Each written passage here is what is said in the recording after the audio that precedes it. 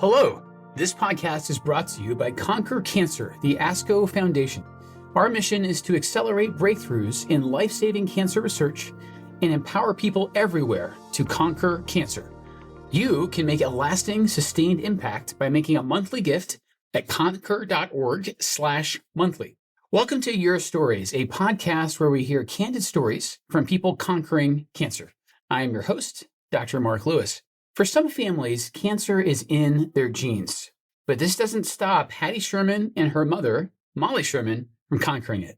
This duo shares an important experience in common. They both personally know what it's like to navigate the turbulence and challenges that breast cancer brings. Hattie is a third-generation survivor of hereditary breast cancer, with her mother, Molly, and her grandmother having experienced the diagnosis as well.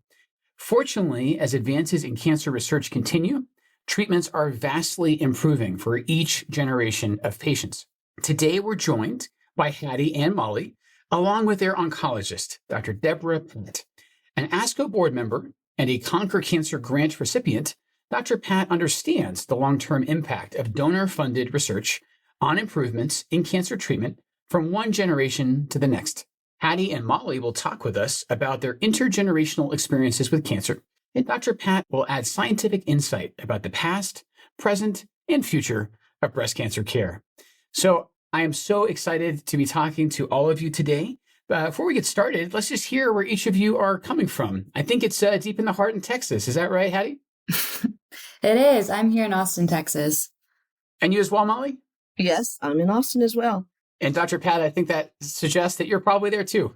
I'm here also in Austin, Texas. Yes. Wonderful. I have a personal connection to Austin. I moved there from Scotland when I was quite young. That was a little bit of culture shock.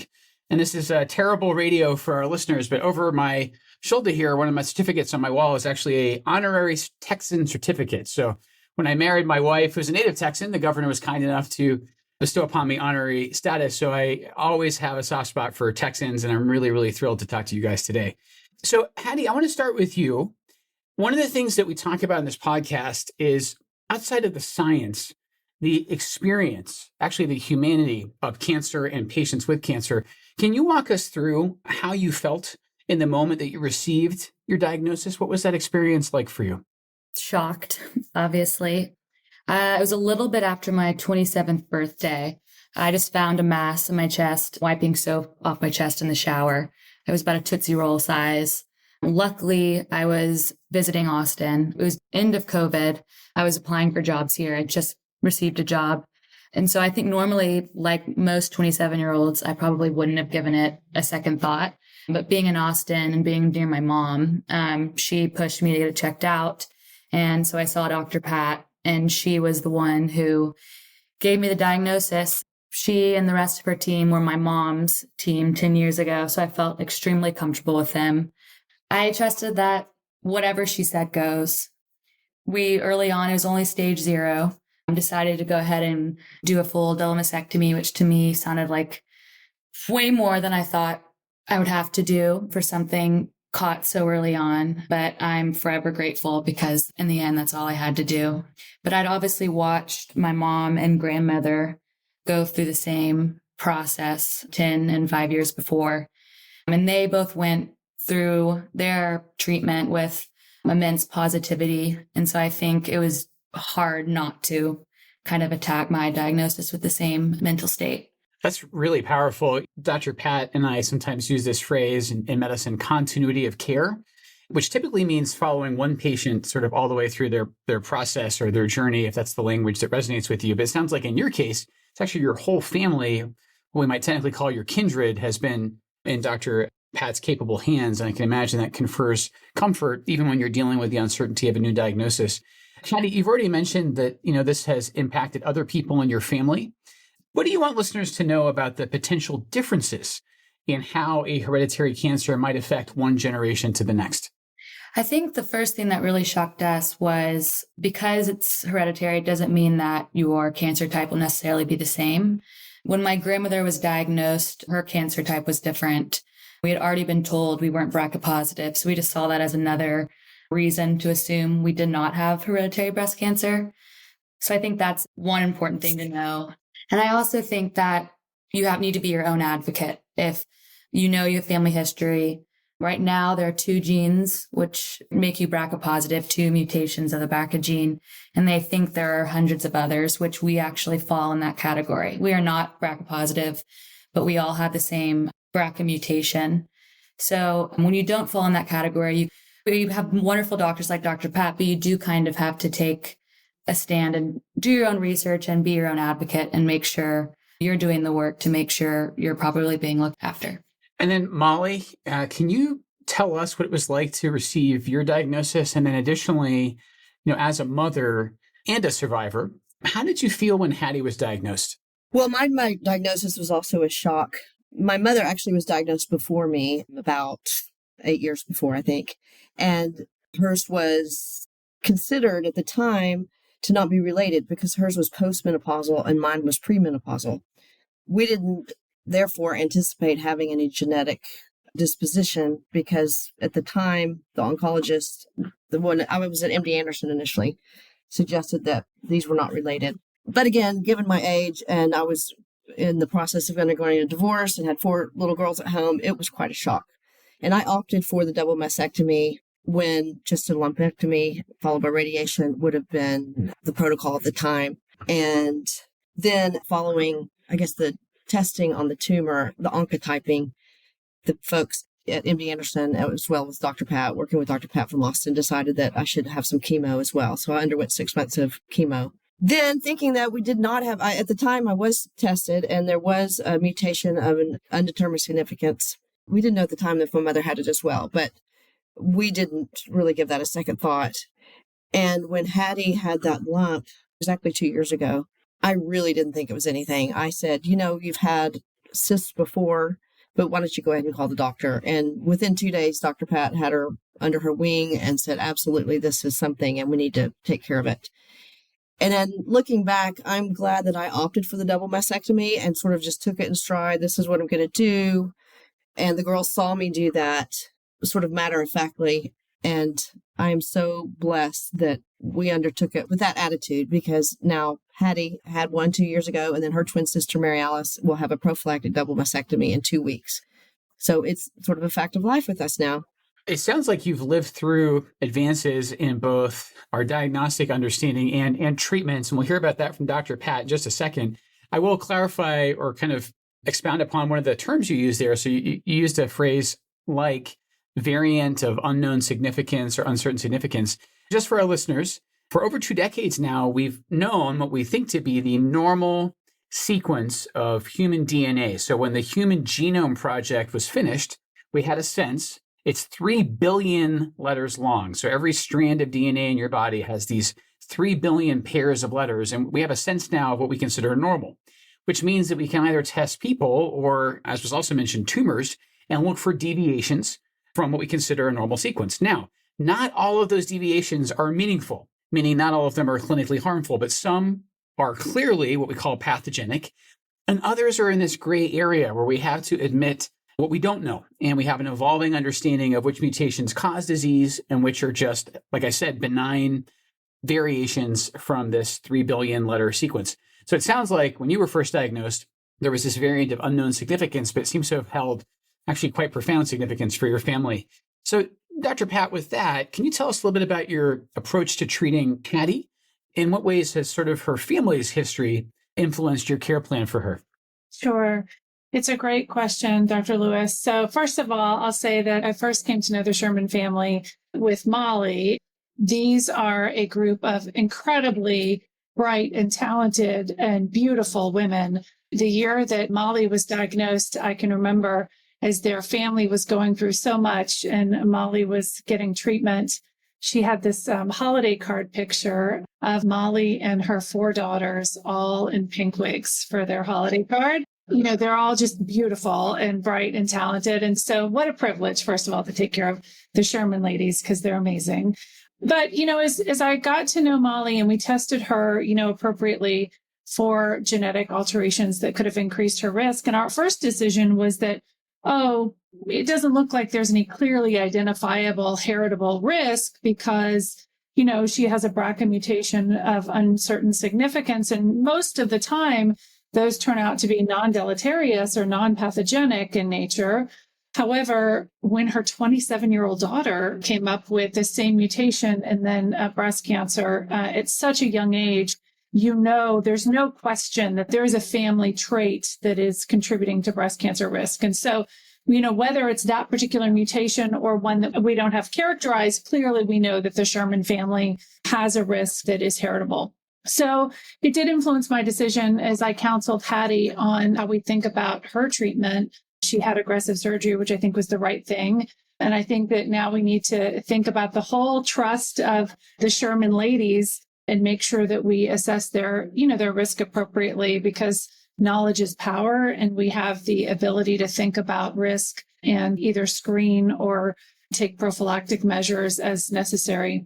I love that. So it sounds like your experience taking care of Molly, truly informed how you approached Hattie's care. And I applaud you. You and I both know there's a word that we never want to see associated with family history in oncology, and that word is non-contributory. That is a tiny bit of jargon, which typically means a family history was not taken.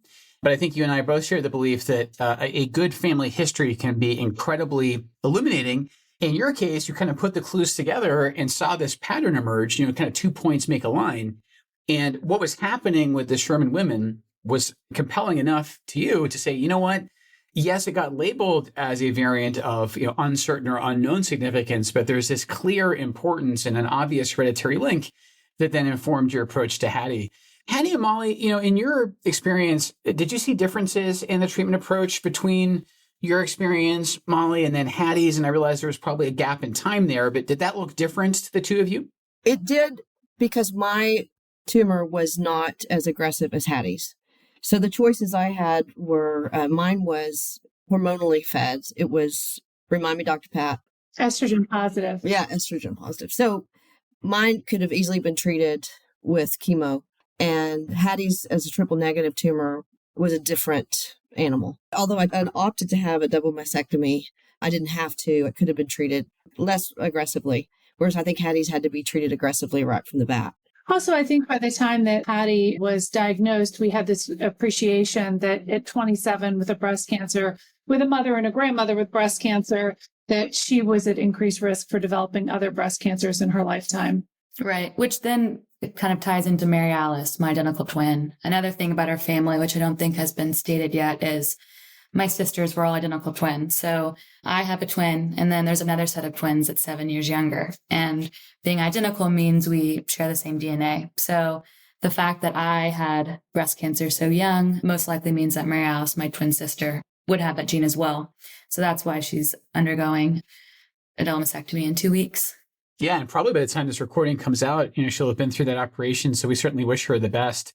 Hattie, is it fair to say the Angelina effect, of course, was this phenomenon, I think about 10 years ago now, when Angelina Jolie announced her BRCA mutation that was clearly pathogenic. And I think she made, frankly, a quite brave decision to share with the world her choice to undergo preventative surgery. I'm not even trying to be glib. Did that have any influence on you at all? Because I think on a cultural level, it really raised awareness.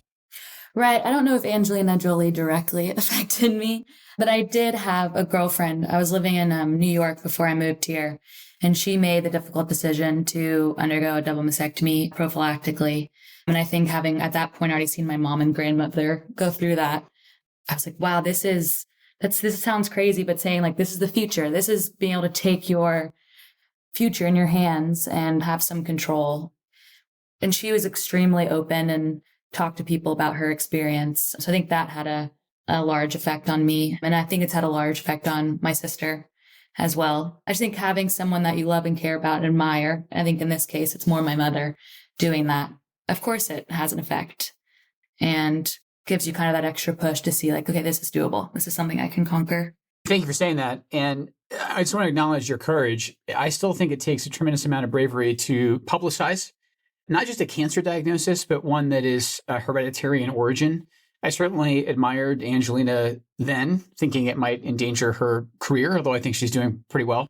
And then I think we also need to acknowledge, the double-edged sword here is, yes, confirming a hereditary predisposition, certainly early in your life, it's kind of a case of forewarned is forearmed. You took that information, you took what had happened to women in your family, and you made a really important decision for you that was sort of like an ounce of prevention as a pound of cure. You underwent, let's be honest, radical surgery, but one that I certainly hope will be, life-preserving and life-sustaining for you.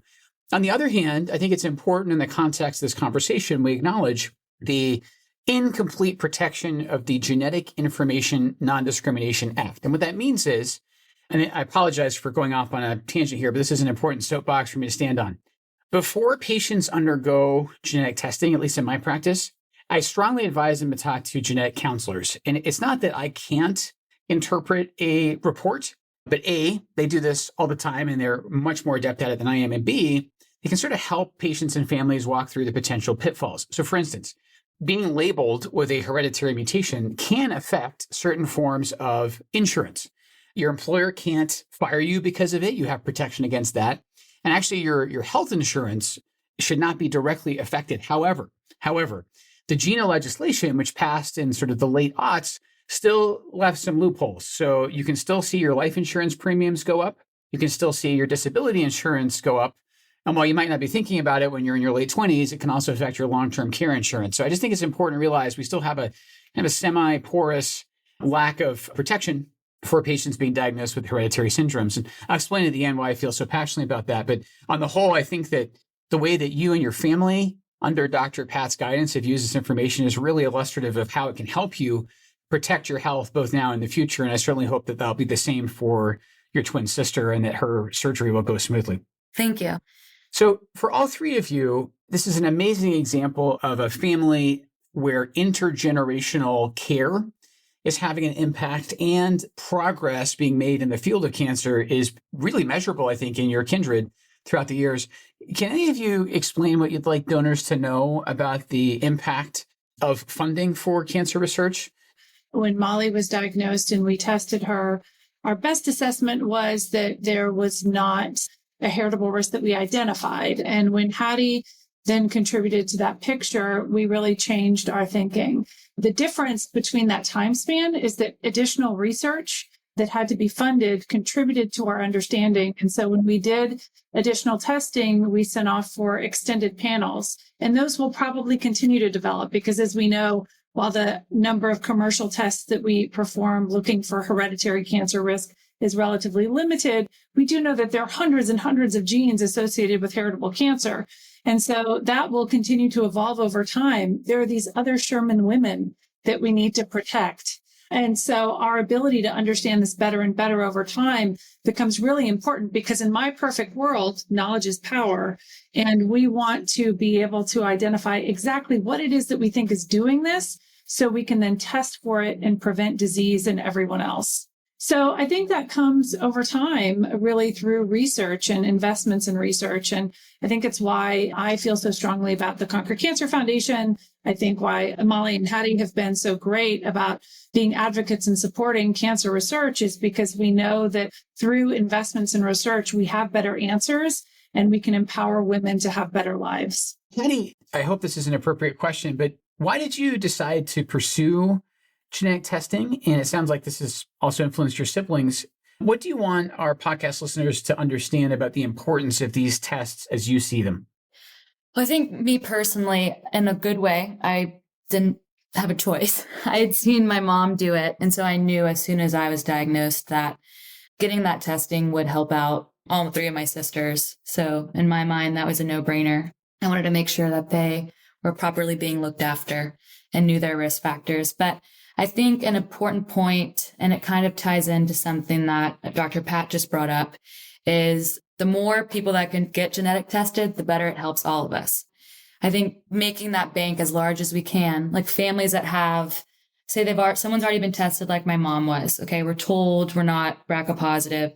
Don't assume, okay, check mark, we're okay. We don't need to worry. But if you can, get genetic tested. It may not give you an answer right away, but having your information out there, but they're learning more all the time. And so it'll benefit you in the future, but also it benefits all families like us.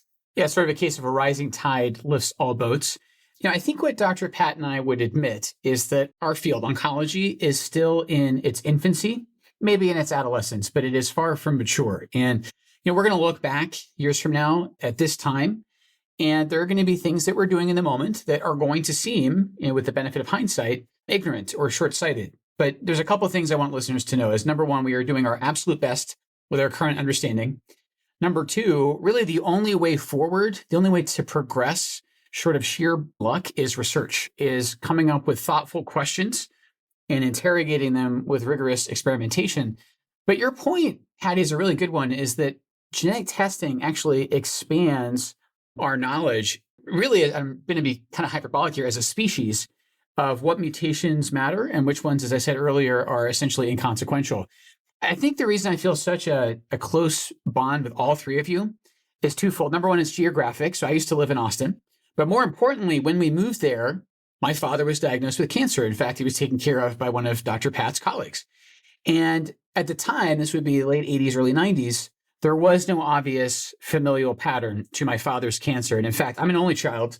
I know for a fact my parents asked this excellent oncologist, listen, do you see a pattern here? And at the time he said no. But here's the point, is that our knowledge evolves both generally and specifically or personally. And when I became sick more than a decade later, and at the time I was a medical trainee and had just enough knowledge to be dangerous, I thought, this seems to me like a little bit more than a coincidence. And where I'm going with this, Hattie, is I had my formal genetic testing in 2009. And our mutation, our family's mutation, was actually only described 2 years prior in 2007. And it was contributed by a single person who I'm never going to meet. An anonymous man in Sweden was diagnosed with our condition, which is called multiple endocrine neoplasia type 1. And his mutation got added to the database, which then expanded how that testing is done across the globe. So I'll never meet this person, but I am profoundly grateful to them because, just to your point, their willingness to be tested expanded our knowledge, meant that when I was tested, I was rightly labeled as having a pathogenic mutation, and that's profoundly affected me and my family. So as we close, I'll ask all three of you to kind of tackle the question, what does cancer research saving lives mean to you? And I might start with you, Dr. Patt. I think it's a remarkable time in cancer discovery. And while we may only be in our adolescence in terms of how we think about the field evolving, most patients, even with advanced cancer, are able now to live with cancer as a chronic disease. And so, they get to work in their jobs and sleep in their beds next to their spouses and pick up their kids from soccer and eat at their dinner tables. And that's living the dream. To have cancer, even advanced cancer, for most patients, be like hypertension or diabetes is for anyone else. We all hope that all cancer will be cured.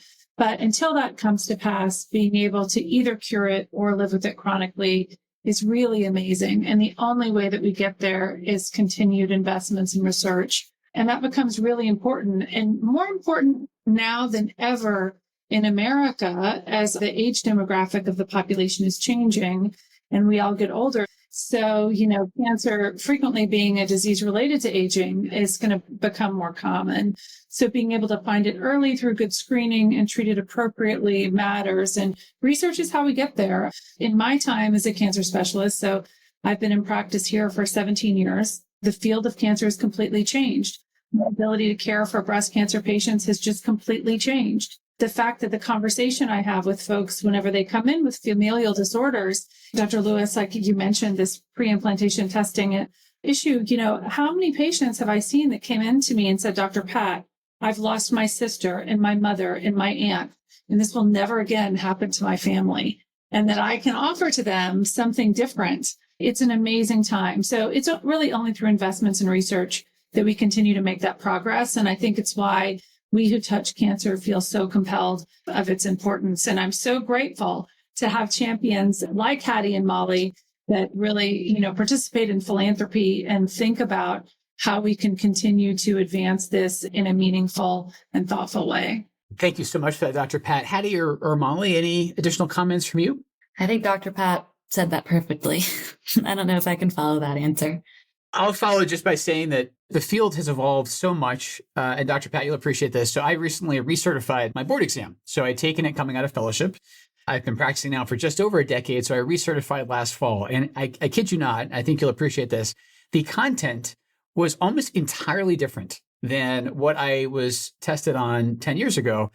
And it was funny. I actually said to my wife, I said, I really loved my fellowship. I thought my training was excellent. But almost every sort of regimen I learned to prescribe there has now become obsolete. Like we just have better treatments. And it's a wonderful problem to have, the pace of progress. But I think the theme I keep coming back to is it's not a mistake that we are making progress. It's actually the result of quite deliberate efforts. And those efforts require funding. So I think that's where philanthropy, it's not just an abstraction. It's a real, tangible contribution to the progress that's occurring in the field. Molly, I have an important question for you. It's one we ask on every podcast, and I think you're an excellent person to answer it. How are you conquering cancer? Personally, I work in the healthcare field with St. David's Healthcare. So my day-to-day work is in that general realm. We do have the blood cancer hospital here in Austin. And then now that it's such a personal thing in our lives, Hattie and I both, I think, are sort of the people that our colleagues and our friends come to when they have a diagnosis of breast cancer. And we immediately, of course, send them to Texas Oncology and Dr. Patt. But we want to do what we can to spread the word, especially about genetic cancers, because I do have so many friends who have said, well, my mother had it or my grandmother had it, but we don't have that gene. And you want to say, well, you may want to check again or be tested again if it's been over a decade since you were tested. So I hope that Hattie and I at least are doing what we can, not only to raise funds, but raise awareness and, just keep beating the drum for philanthropy and awareness. You're doing a wonderful job. And objectively, from the outside, I can tell that your openness will help not just others, but it's actually been profoundly important for your own family and the care of your daughters. And Dr. Patt is clearly a wonderful oncologist, but I think it also took your candor and your understandable instinct as a mother to want to protect your children with the knowledge that you gained, sort of hard-earned wisdom that you gained. So thank you for sharing that. Hattie, any comments to add there? I think being so young when I was diagnosed, granted, I know I was very lucky. We caught it early. I didn't have to go through all the hoops that a lot of my peers have that I've met. But I think having walked that path young, I have a unique opportunity to allow my age group to see this is possible. This is something that I think my age group thinks we can easily punt to a worry as in our 40s and 50s, maybe 60s, but I'm a walking example that this is a possibility.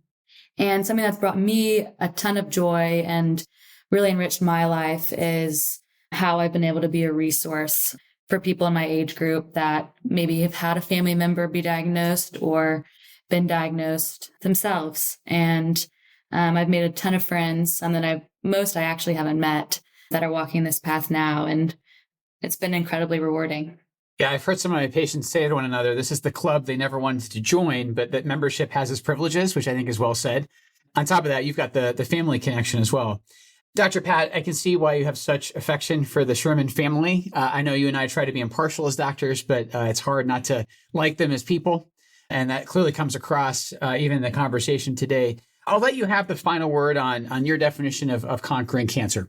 Yeah, Dr. Lewis, I think that we need to continually make progress and move forward. And I would say as we think about how to conquer cancer, you and I think about it differently, because not only is it to have effective treatments, but it's to be as effective as we can be at the exact right moment in time. And I'll say that it's why I love the Conquer Cancer Foundation so much, and specifically the Young Investigator Award grant, because having been a trainee, finishing my fellowship at the MD Anderson, I just had my second child, was young and about to start life after a long bit of training.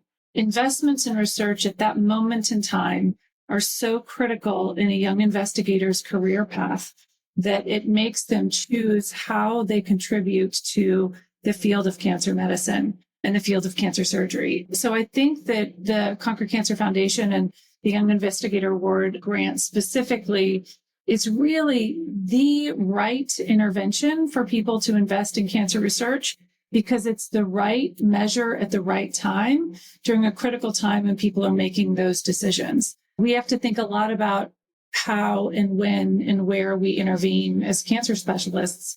And in my mind, this is really the perfect investment in how we make progress.